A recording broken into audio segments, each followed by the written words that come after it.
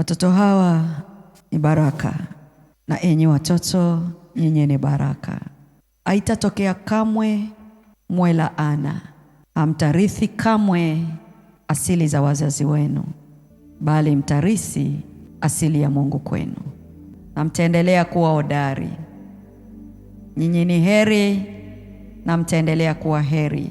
Utukufu wa Mungu utawafuata siku zote za maisha yenu.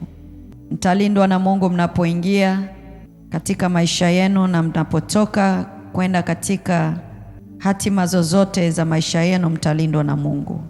Nyinyi ni viongozi wa kesho na mtaongoza kwa haki. Mtakuwa na akili siku zote za maisha yenu na mtakuwa juu na wala sio chini. Watakaowashusha watashuka wao katika jina la Yesu. Baba, ninawakabidhi watoto hawa mikononi mwako. Mili yao wewe hekalu la Roho wako Mtakatifu. Ndoto zao zisitindikiwe bali zione utukufu wako. Hatima yao naiweka mikononi mwako, Mungu. Wapendwe na wewe Mungu na wapendwe na wanadamu. Wewe Mungu utakuwa baba yao na kiongozi wao, na watoto hawa hawatapungukiwa na kitu.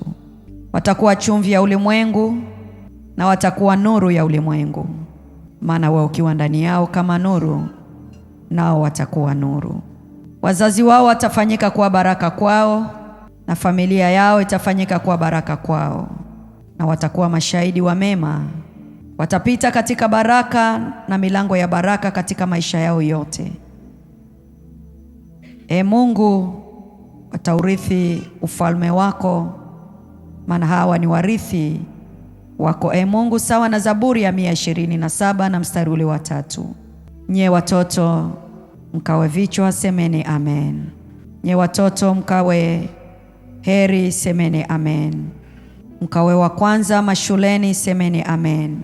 Wala msiwe wa mwisho mashuleni, semeni amen. Nye mkawe heri, semeni amen. Nye mkawe baraka, semeni amen.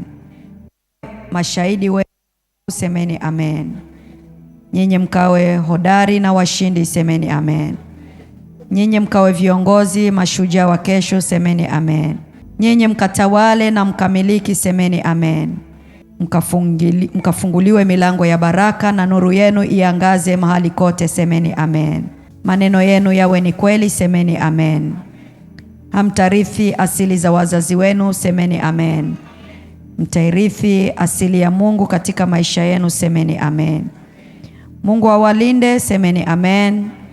Mungu awatunze, semeni amen. Mungu awape afya njema, semeni amen. Mtakapoumwa msilazwe hospitalini, semeni amen.